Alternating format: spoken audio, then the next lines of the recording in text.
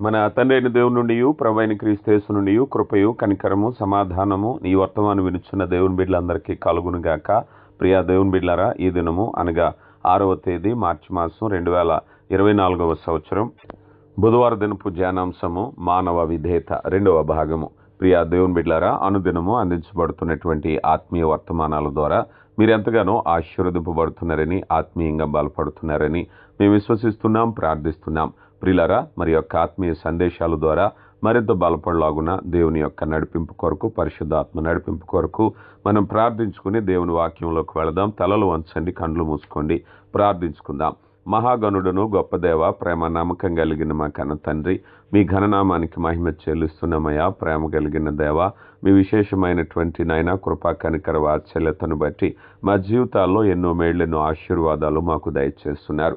నా దేవ, మేమేమైతే ఉన్నామో అది కేవలం మీ కృప మాత్రమే.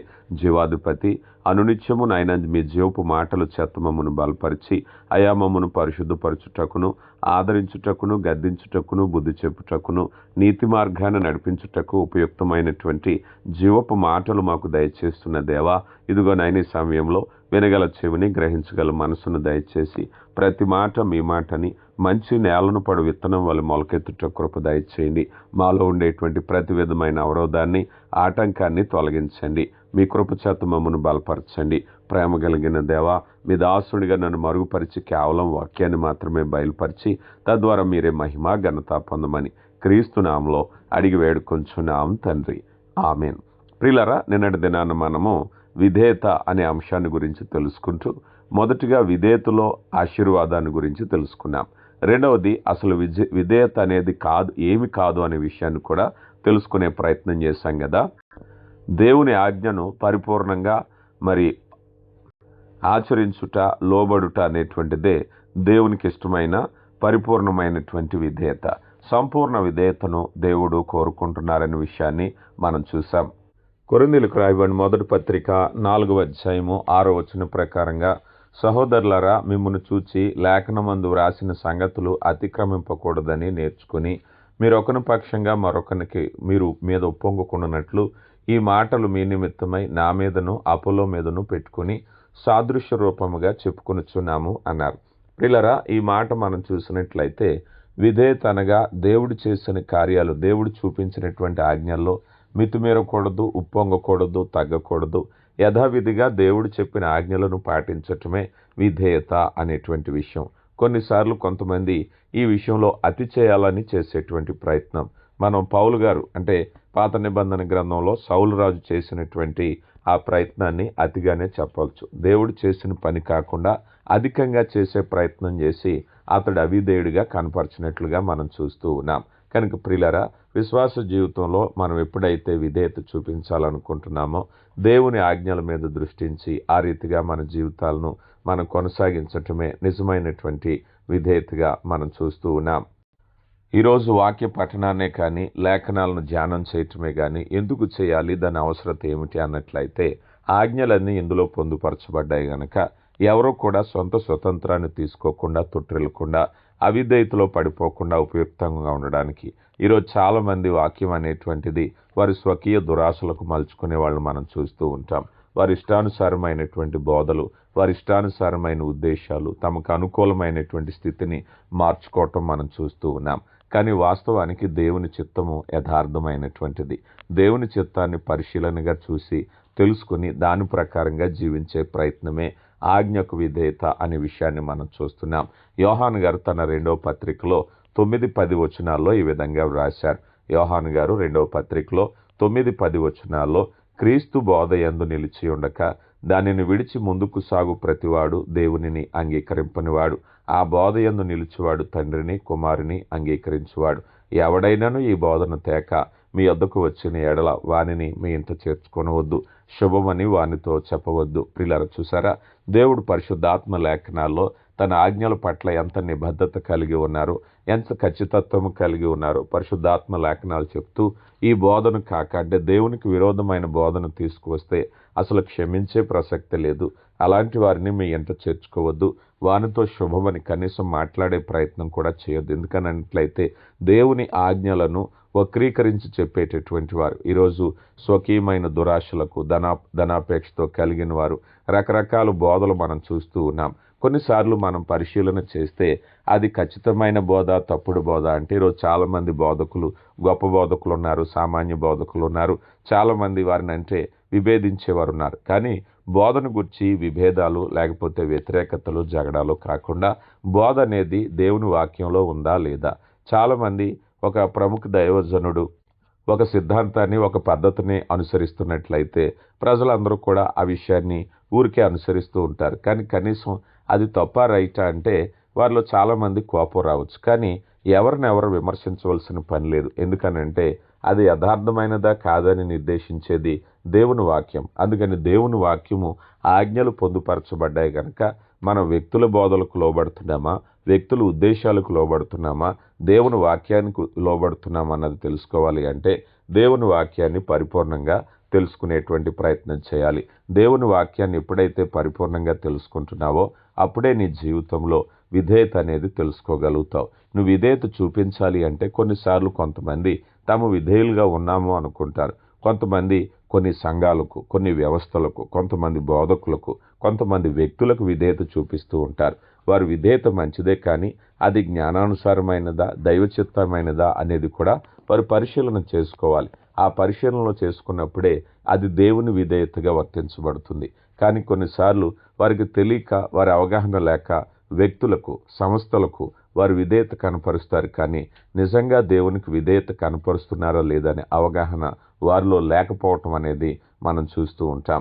ప్రకటన గ్రంథము 22వ అధ్యాయము 18వ వచనంలో, ప్రకటన గ్రంథము 22వ అధ్యాయము 18వ వచనాన్ని మనం చూసినట్లయితే, ఈ గ్రంథమందు ప్రవచన వాక్యములు విని ప్రతివానికి నేను సాక్ష్యమిచ్చినదేమనగా, ఎవడైనను వీటిలో మరి ఏదైనాను కలిపిన ఎడల ఈ గ్రంథంలో వ్రాయబడిన తెగుళ్ళు వాని మీదకు వచ్చును అన్నారు. ప్రియులారా, ఈ మాటలు కటువుగా ఉంటున్నాయి కదా, కష్టతరంగా ఉంటున్నాయి కదా. ఇందాక మనం యోహాను గారు తన 2వ పత్రికలో చెప్పిన మాట ఏమో వానిని ఇంట చేర్చుకోవద్దని, వానితో శుభమని పలకవద్దన్నారు. ఇక్కడ ప్రకటన గ్రంథంలో తెగుళ్ళన్నీ దేవుడు వానికి కలగచేయును అంటున్నారు. ఈ కష్టమైన, కఠోరమైన మాటలు ఎందుకు ఉపయోగించబడ్డాయో తెలుసా? దేవుడు తన ఆజ్ఞల విషయంలో తనకు కలిగిన నిబద్ధత. ఆజ్ఞ దేవుని యొద్ద నుంచి వచ్చేది. మొదటిగా దేవుని ఆజ్ఞలు అనేటువంటివి మన ఆశీర్వాద కొరకు రూపొందించబడినవి. రెండవదిగా ఆజ్ఞ అనేటువంటిది నీ విధేయతను దేవునికి కనపరచడానికి విలువైన మార్గం. ఈ రెండు ముఖ్యమైన ఉద్దేశాలను బట్టి ఆజ్ఞ విషయంలో దేవుడు స్థిరపరిచి ఖచ్చితత్వాన్ని మన ముందుంచడానికి ఇష్టపడుతూ ఉన్నారు. ఇక ఈ విషయంలో మరొక విషయం ఏమిటంటే, ఆజ్ఞకు ప్రత్యామ్నాయం ఏదైనా ఉందా? కొన్నిసార్లు ఆజ్ఞకు ప్రత్యామ్నాయం అంటే మనం చూస్తూ ఉంటాం. ప్రభుత్వ పథకాలే కానీ, శాసనాలే కానీ, చట్టాలే కానీ కొన్ని ఉన్నప్పుడు కొన్ని ఆజ్ఞలు జారీ చేయబడతాయి. వాటినే మనం చట్టాలు అంటాం. ఉదాహరణకి ట్రాఫిక్ రూల్స్ ఉంటాయి. ఈ ట్రాఫిక్ రూల్స్లో నువ్వు సరిగా ప్రయాణం చేయాలి, ఏ దిశ వెళ్ళాలో, సిగ్నల్స్ ఫాలో అవ్వాలి, ఇలాగ కొన్ని రూల్స్ అన్నీ మనకు తెలియపరచబడుతూ ఉంటాయి. ఒకవేళ కనుక ఆ రూల్స్ కనుక నువ్వు ఫాలో అవ్వకపోతే ఏం జరుగుతుందంటే దానికి ఒక ప్రత్యామ్నాయం ఉంటుంది. ప్రత్యామ్నాయం అంటే రూల్స్ ఫాలో అవ్వకుండా ఉండటానికి బదులుగా దానికి నువ్వు వెల చెల్లించవలసి ఉంటుంది. దాన్నే అపరాధ రుసుము అంటారు కదా. అది కూడా ఒక స్థాయి వరకు మాత్రమే చెల్లుబాటు అవుతుంది. అంటే విధేయత కానటువంటి దానికి ప్రత్యామ్నాయం ఏమైనా ఉందా అంటే ఈ మాట మనకు కనిపిస్తూ ఉంటుంది కదా. ఒకవేళ నువ్వు ఈ పని చేయకపోయినట్లయితే అపరాధం చెల్లించవలసింది ప్రత్యామ్నాయం అని చెప్పుకోవచ్చు. అలాగా దేవుని చిత్తంలో విధేయతకు ప్రత్యామ్నాయం ఏమైనా ఉందా? మనిషి విధేయత చూపించకుండా ఒకవేళ ధనాన్ని ఇవ్వచ్చా? విధేయత చూపించకుండా మరేదైనా చేయొచ్చా?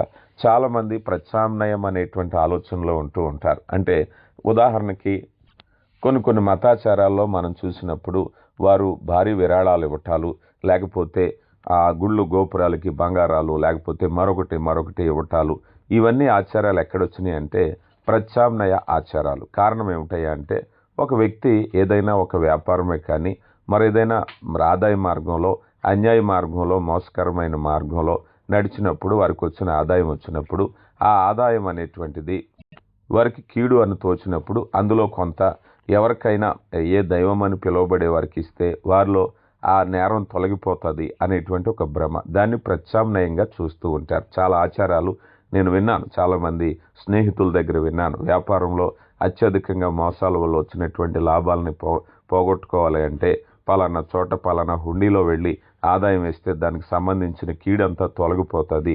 ఇలాంటి ఆలోచనలను మనం చూస్తూ ఉంటాం. కానీ వాస్తవానికి యథార్థతకు, నీతికి, పరిశుద్ధతకు, అలాగే విధేయతకు ప్రత్యామ్నాయం అనేటువంటిది ఎక్కడా లేదు. ఎందుకంటే విధేయత అనేటువంటిది విధేయత మాత్రమే. విధేయతకు ప్రత్యామ్నాయంగా ఏమైనా చేయగలమా? పూజలు, పునస్కారాలు. ఎందుకంటే విధేయత అనేటువంటిది దేవునికి ఇష్టమైనది. మనం కూడా చాలాసార్లు మనం ఆత్మీయ జీవితంలో విధేయత చూపించకపోయినా బలంగా ప్రార్థన చేయటాన్ని బట్టి, బలంగా మరొక దైవ కార్యాన్ని బట్టి, బలంగా దేవునికి ఇవ్వటాన్ని బట్టి మనం ప్రత్యామ్నాయం కలిగి ఉంటాం అని అనుకుంటాం. కానీ దేవుని చిత్తంలో విధేయత అంటే విధేయతకు ప్రత్యామ్నాయం ఏమీ లేదు. దేవుడిచ్చిన ఆజ్ఞకు లోబడటమే ఆయనకి ఇష్టమైనటువంటి మాట. దేవుని ఆజ్ఞకు లోబడకుండా మరేదైనా చేయగలమా? మరేదైనా మార్గం ఉందా? మరేదైనా పరిష్కారం ఉందా అంటే బైబిల్ గ్రంథంలో విధేయతకు ప్రత్యామ్నాయాన్ని దేవుడు ఏమీ పెట్టలేదు. నువ్వు దేవుని ఆజ్ఞకు లోబడాలి. పరిశుద్ధమైన జీవితాన్ని, పాపం విషయంలో ఉండేటువంటి స్థితిగతులను ఇలా మనం ఆలోచన చేసినట్లయితే దేవుని చిత్తంలో నువ్వు యథార్థమైనటువంటి జీవితాన్ని జీవించటానికి ఆయన విధేయతను మాత్రమే చూపించాలి. కానీ విధేయతకు ప్రత్యామ్నాయం ఏమైనా ఉందా అని ఆలోచన చేసినట్లయితే అలాంటి ప్రత్యామ్నాయం లేదు. ఎందుకంటే మనిషికి విధేయతకు ప్రత్యామ్నాయం కనుక కలిగి ఉంటే విధేయత బదులు ప్రత్యామ్నాయాన్నే ఇందాక మనం అనుకున్నాం. ఏదైనా ఒక పని, ఒకవేళ పలానా సమయానికి ఈ ఫీజు కట్టాలి, పలానా సమయానికి మొత్తం కట్టాలి, ఈ బ్యాంకుకి ఇది కట్టాలి, ఒకవేళ ఆలస్యం అవుతే దానికి ఫైన్ ఉంటుంది, లేకపోతే ఇంట్రెస్ట్ ఉంటుంది, మరొకటి ఉంటుంది అనేది మనం చూస్తాం. ఎందుకంటే అది ప్రత్యామ్నాయం. అన్న సమయానికి నువ్వు ఇది కట్టకపోయినట్లయితే, ఆలస్యం అయినట్లయితే దానికి అపరాధ రుసుము కట్టాలి అనేటువంటిది. కానీ అది ప్రత్యామ్నాయం అని పిలువబడుతుంది. నువ్వు ఈ సమయానికి కట్టకపోయినా పర్వాలేదు, ఆలస్యం అయితే దానికి సంబంధించి ఏదైనా ఫైన్ వేసి నువ్వు కట్టొచ్చు అనేటువంటి ప్రత్యామ్నాయం ఉందా అంటే విధేయతలో అలాంటి పరిమి లేదు. ఎందుకంటే విధేయత అనేటువంటిది దేవుని చిత్తంలో స్పష్టంగా కనిపించటం మనం చూస్తూ ఉన్నాం. ఇక తరువాత విషయంలో ఒకవేళ ఎవరైనా సరే వారి యొక్క జీవితాల్లో విధేయత ఎలా ఉంటుందయ్యా అంటే వారు మంచి ఉద్దేశంతో కాకుండా విధేయత చూపిస్తూ ఉంటారు. కానీ వారి ఉద్దేశం అనేది చెడ్డదిగా ఉంటుంది. అంటే రైట్ థింక్ అని బ్యాడ్ యాటిట్యూడ్, రాంగ్ యాటిట్యూడ్ అంటారు కదా. వారి మంచి ఉద్దేశంతో కాకుండా ఆ పని చేస్తూ ఉంటారు కానీ వేరే ఉద్దేశం. ఉదాహరణకి మనం అనుకుందాం, ఆదివారం దేవుని సన్నిధికి వెళ్ళాలనే ఆజ్ఞ మనకుంది. దేవుని సన్నిధికి వెళ్ళాక మనం వెళ్ళేది నిజంగా దేవుని సన్నిధికి వెళ్తున్నాను, నాకు ఆశీర్వాదం వస్తుంది అనే నమ్మకంతో అక్కడికి వెళ్ళి మనం వేరే ఉద్దేశంతో అక్కడికి వెళ్ళినట్లయితే, మన లక్ష్యం వేరైతే, మన ఉద్దేశం, మన బుద్ధి వేరైనట్లయితే అది విధేయత అనిపించుకోదు కదా. మనం క్రమం తప్పకుండా నేను ఆరాధనకు వెళుతున్నాను, మంచిదే. కానీ క్రమం తప్పకుండా నువ్వు ఆరాధనకు వెళుతూ కూడా ఆ ఆరాధనలో నువ్వు ఏ విధంగా ప్రవర్తిస్తున్నావు అన్నది ముఖ్యమైన విషయం. అంటే నువ్వు చేసేటటువంటి పని అనేటువంటిది మంచి ఉద్దేశంతో చేయకపోతే అది విధేయత అని అనిపించుకోదు. కొంతమంది మంచి ఉద్దేశంతో కాకుండా ఒక పనిని చేస్తున్నామా లేదా అనే ఉద్దేశంతోనే ఆ పని చేస్తూ ఉంటారు. కానీ దేవునికి అలాంటి విధేయత అనేది ఇష్టం లేనటువంటిది. రోమీలకు రాయబడిన పత్రిక 6వ అధ్యాయము 17వ వచనంలో, రోమీలకు రాయబడిన పత్రిక 6వ అధ్యాయం 17వ వచనంలో, మీరు పాపమునకు దాసులై ఉంటిరి గాని ఏ ఉపదేశ క్రమమునకు మీరు అప్పగింపబడుతురో దానిని హృదయపూర్వకంగా మీరు లోబడిన వారైతిరి అన్నారు. ప్రియులారా గమనించండి, కనుక మనం దేనికి లోబడుతున్నామో దానికే అప్పగింపబడిన వారు అవుతాం. అంటే హృదయపూర్వకంగా నీ మనసు ఎట్టున్నదో దానికే విధేయత చూపిస్తూ ఉంటావు. కొంతమంది మనం చూస్తూ ఉంటాం, సువార్త సంఘాలు అనేటువంటి వాటిని అడ్డం పెట్టుకుని ఆర్థికంగా ఆదాయం సంపాదించాలి కానీ, పేరు ప్రఖ్యాతులు సంపాదించాలి కానీ మరేదో ఉపయోగంతో వెళుతూ ఆ పనిని చేస్తూ ఉంటారు. సమాజానికి ఆ పని చేస్తున్నట్టుగా కనిపించినా ఆ ఉద్దేశం అది కానప్పుడు అది దేవునికి విధేయత అని అనిపించుకోదు. కానీ చాలామంది మేము ఆ విధేయతలో ఉన్నాము అని అనుకుంటూ ఉంటారు కదా. అంటే మంచి పనిని చెడ్డ ఉద్దేశంతో చేయటం అనేటువంటిది. మనం బిలాము ప్రవక్తను గురించి మనం చూసినట్లయితే, బాలాకు రాజు చెప్పిన విధంగా ఈ ప్రవక్త ఇశ్రాయేలు ప్రజలను శపించటానికి బయలుదేరి వెళ్ళటానికి, పైకైతే యెహోవా సెలవిస్తే నేను విచారం చేస్తాను అంటున్నాడు. కానీ తన ఉద్దేశం అనేది సరిగా లేదు. కానీ తను చెప్పటం అయితే నా దేవుడు సెలవివ్వందే నేను ఏదీ చేయనని చెప్తున్నారు. కానీ ఒకటికి మరొకసారి నేను మరలా దేవుని యొద్ద విచారణ చేస్తానంటున్నారు. అంటే దేవునికి లోబడినట్టుగా దేవుని మాట కాదని నేను ఏది చేయనట్టుగా చెప్తున్నాడు. కానీ ఒకవేళ దేవుడు అలాంటి అనుమతిస్తాడేమో అని తన ఉద్దేశంలో ఉన్నారు. అందుకే దేవుని కోపం వచ్చింది. గాడిద చేత బుద్ధి చెప్పి కత్తి దూసినటువంటి దేవత కనబడటం అనేది మనం చూస్తూ ఉంటాం. అంటే తన ఉద్దేశము సరిలేదు విధేయత అనేటువంటి విషయంలో. అలాగే పరిసయ్యుని గురించి మనం చూసినప్పుడు పరిసయ్యుడు కూడా వారంనకు ఇన్నిసార్లు నేను ఉపవాసం ఉంటున్నాను, దేవాలయంకి వెళుతున్నాను, కానీ వెళుతున్నాడు కానీ విధేయతలో ఉన్నాడే. కానీ ఆ విధేయత వెనకాల మరొక ఉద్దేశాన్ని కలిగి ఉన్నారు. అంటే ఆ పని చేశామా లేదా అనే దానికంటే మంచి ఉద్దేశంతో చేశామా లేదా అనేది చాలా ముఖ్యం. ఒకవేళ గనక మంచి ఉద్దేశంతో నువ్వు చేయకపోయినట్లయితే ఆ మాటను విధేయతగా మనం పరిగణలోనికి దేవుని చిత్తంలో తీసుకోలేం. దేవుడు తన యొక్క పనిని కొనసాగించాలి అని మనం అనుకుంటున్నట్లయితే విధేయత అనేటువంటిది చాలా ముఖ్యమైనది. కొరింథీయులకు రాయబడిన మొదటి పత్రికలో 13వ అధ్యాయంలో ప్రేమపూర్వకమైన కార్యాలను గురించి అపోస్తుడైన పౌలు రాస్తూ మొదటి 3 వచనాలని మనం చూస్తే, మనుషుల భాషలతో దేవదూతల భాషలతో నేను మాట్లాడినను ప్రేమ లేని వాడినైతే మ్రోగేడు కంచును గణగణలాడు తాళమునై ఉందును అన్నారు. అంటే నువ్వు మనుషుల భాషతో, ఈరోజు మనం కూడా చూస్తూ ఉంటాం చాలామంది భాషలు మాట్లాడేవాళ్ళు. భాషలు అవునా కాదా వీటిని గురించి నేను మాట్లాడను, కానీ భాషలు మాట్లాడుతున్నాము, అన్య భాషలు మాట్లాడుతున్నారు, ఆత్మవరాలు ఉన్నాయని చెప్పుకుంటూ ఉంటారు. కానీ వాక్యమే స్వయంగా చెబుతూ ఒకవేళ ప్రేమ లేని వాడినైతే, ఒకవేళ నువ్వు ఎన్ని భాషలు మాట్లాడినా నీలో ప్రేమ లేకపోతే, నీలో ఆత్మీయత లేకపోతే, సాటివాడిని ప్రేమించే గుణం లేకపోతే, నువ్వే భాష మాట్లాడినా నువ్వు ఎలాంటి వాడు అయ్యా అంటే కంచును గణగణనాడు తాళము అంతే, అంతవరకే. ఇంకా మనం చెప్పాలంటే మనం పరిభాషలో ఈ మాట చెప్పటం ఏమిటంటే ప్రేమ లేని కార్యాలు మనం డబ్బాలో రాళ్ళు గులకరాళ్ళు వేసిన శబ్దం లాంటిదే ఒక మాటలో చెప్పాలంటే.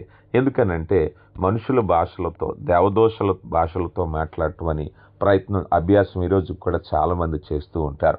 వారికి దేవుడిచ్చే ప్రశ్న ఏమిటంటే నీలో ప్రేమ ఉందా? నీలో పరిపూర్ణమైన ప్రేమ ఉందా? నిన్ను వల్లే నీ పొరుగువాన్ని ప్రేమించగలవా? శత్రువుని సైతం ప్రేమించగలవా? నీలో అనేక మంది శత్రువులు ఉండి, నీలో అనేక మంది వ్యతిరేకులు ఉండి, అనేక మంది నీతో వ్యతిరేకంగా ఉన్న వారితో నీవు ఎలా జీవిస్తూ నేను దేవుని భాషలు మాట్లాడుతున్నాను అంటే అది గొప్ప కాదు కదా.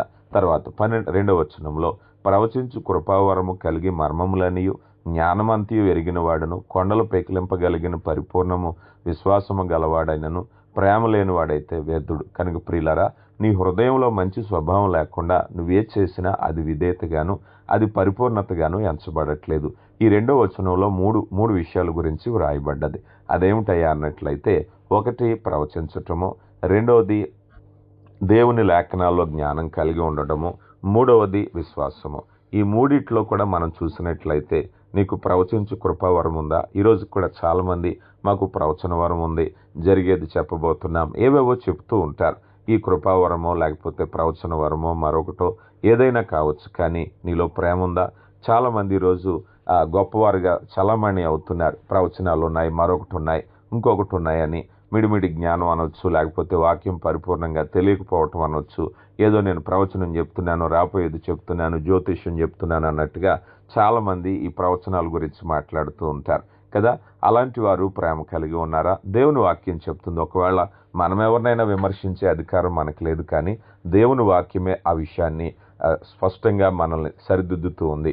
రెండవదిగా మనం చూసినట్లయితే మనకు జ్ఞానము కలిగిన వాడినైనను, ఎందుకంటే మనం ఒకవేళ మర్మాలన్నీ తెలిసిన జ్ఞానం, వాక్యాన్ని చాలా మర్మయుక్తంగా చెప్తాం, వాక్యం చాలా లోతుగా చెప్తారు పలానా వారు, కానీ వారికి ప్రేమ ఉందా? ఎంత ఆ లోతైన భావాన్ని కలిగి ఉన్నా ప్రేమ లేకపోతే వ్యర్థత అన్నారు. మూడవది కొండలను పెకలించగలిగిన విశ్వాసం కలిగి ఉండుట. నీలో ఎంత విశ్వాసం ఉన్నా, చాలామందికి దేవుడంటే నాలో విశ్వాసం అండి, నా విశ్వాసాన్ని బట్టి దేవుడు గొప్ప కార్యాలు చేశారు అని సాక్షులుగా నిలబడిన వారు చాలామంది మనం చూస్తూ ఉంటాం. ఇన్ని కలిగినా నీలో ఒకవేళ గనక ప్రేమ లేకపోతే ప్రేమ వ్యర్థమవుతుంది కదా. కనుక ప్రియులరా, నీ ఉద్దేశము సరైనదిగా లేనప్పుడు నువ్వు ఆ పని చేసినప్పటికీ, చాలామంది ఉద్దేశాలు సరిలేవు కానీ ఆ పని చేస్తున్నారు, అది దేవునికి ఇష్టమైనది కాదు. పేద విధవరాల కానుకలో కూడా అక్కడ ఉండేటువంటి దేవాలయంలో చాలామంది దేవునికి అక్కడ మందిరంలో కానుకలు ఇచ్చారు, కానీ వారందరినీ ప్రభు ఎందుకు లక్ష్య పెట్టలేదు? బహుశా అందరి ఉద్దేశాలు ఒకలా ఉండవు కదా. అందరూ పరిపూర్ణమైన ఉద్దేశం లేదు కదా. 2 కాసులు వేసిన ఈ వృద్ధురాలు పరిపూర్ణమైన ఉద్దేశంతో ఆ కానుకను వేసింది. తన ఉద్దేశాన్ని అననీయ సప్పీరాని కూడా మనం చూస్తూ ఉంటాం. అననీయ సప్పీరా వారు అమ్మినటువంటి దానిలో సగం ఇచ్చి మేము పూర్తిగా ఇచ్చామని చెప్పుకోవటానికి ప్రయత్నించారు. అంటే వారి ఉద్దేశం సరిలేదు. వారు కలిగింది ఇవ్వటంలో తప్పులేదు, ఇవ్వాలనుకున్నదే ఇవ్వటంలో తప్పులేదు. కానీ తక్కువ ఇచ్చి ఎక్కువ చెప్పుకోవాలనుకోవటమే వారు చేసిన పెద్ద తప్పితం. అంటే వారి ఉద్దేశము సరిలేకుండా పని చేశారు కదా. ఉదాహరణకి అప్పుడప్పుడు నేను అనుకుంటాను, ఆ రోజుల్లో యెరూషలేము సంఘంలో అందరూ దేవునికి ఇచ్చారా అంటే సాధ్యమైనంత వరకు ఇచ్చారు. బహుశా ఇవ్వని వాళ్ళు కూడా ఉండొచ్చు. ఇవ్వని వాళ్ళకి లేని కష్టం ఇచ్చి వీళ్ళకి కష్టం ఎందుకు వచ్చిందయ్యా అంటే ఇచ్చి వారు అబద్ధం ఆడే ప్రయత్నం చేశారు గనక. నువ్వు అబద్ధం ఆడకుండా ఉండటమే మంచిది. కానీ వారు అబద్ధం ఆడి ఆ ప్రయత్నాన్ని చేయటం వల్ల అంటే రాంగ్ ఇంటివేషన్, రాంగ్ మోటివేషన్, వాళ్ళు చెడ్డ ఉద్దేశంతో పనిని చేశారు. దేవునికి ఇష్టం లేనటువంటి దీన్నే వేషధారణ అంటారు కదా. మన వాక్యంలో అనేక సార్లు చూసేటప్పుడు దీన్ని వేషధారణగా మనం చూస్తాం. ఎవరైనా వ్యక్తులు వారి జీవితంలో వారి పరిపూర్ణమైన ఉద్దేశంతో కాకుండా మేము చేస్తున్నామా లేదా, చాలామంది సహాయం చేసే ప్రక్రియ, ఆహారం అందించే ప్రక్రియ, ఆపదలో ఉన్న వారిని ఆదుకునే ప్రక్రియ, ఇవన్నీ కూడా పరిపూర్ణ ఉద్దేశంతో నువ్వు చేయకపోయినట్లయితే దేవుని ఆజ్ఞకు నువ్వు లోబడినట్టు కాదు. కనుక ప్రియులారా, దేవుని చిత్తంలో మనమందరము కూడా మరి పరిపూర్ణులుగా సాగిపోవాలి అంటే విధేయత అనేటువంటిది హృదయపూర్వకంగా జరిగించాలి. దేవుడు మిమ్మల్ని దీవించునుగాక. ప్రియులారా, విన్నటువంటి వాక్యాన్ని మరలా అనేకులకు పంచి దేవుని పనిలో భాగస్థులు అవ్వండి. దేవుడు మిమ్మల్ని దీవించునుగాక. ప్రార్థించుకుందాం. కృపగలిగిన దేవ, ఆధారభూతుడా, నమ్ముకోదగిన తండ్రి, జీవాధిపతి, విన్నటువంటి వర్తమానం మా హృదయంలో ఫలింపులోనికి నడిపించినందుకు మీకు మహిమ చెల్లిస్తున్నాం. విన్న వాక్యాన్ని విని విడిచిపెట్టకుండా గైకొని జీవించటానికి కృపదాయి చేయండి. ప్రేమ కలిగిన దేవ, ఇదిగోనైనా విస్తారమైనటువంటి ఈవులతో మమ్మల్ని నింపుతున్నారు. అనునిత్యము జీవపు మాటలు మాతో పలుకుతున్న దేవ, మీకే మహిమ చెల్లిస్తున్నామయ్యా. ఇకను ఆత్మీయ లోతుల్లోనికి నడిపించండి. విన్న వాక్యాన్ని విని విడిచిపెట్టకుండా గైకొని జీవించటానికి మా హృదయంలో ఫలింపులోనికి నడిపించండి అయ్యా. ముఖ్యంగా వాక్యం విన్న బిడ్డలందరినీ దీవించండి అయ్యా. మరలా విన్నటువంటి వాక్యాన్ని సువార్తలో భాగంగా అనేకులతో పంచుతుండగా సువార్త ద్వారా వచ్చే ఆశీర్వాదాల చేత మమ్మల్ని నింపమని, మీరే మహిమా ఘనత పొందమని క్రీస్తు నామములో అడిగి వేడుకొంచున్నాం తండ్రి. ఆమెన్.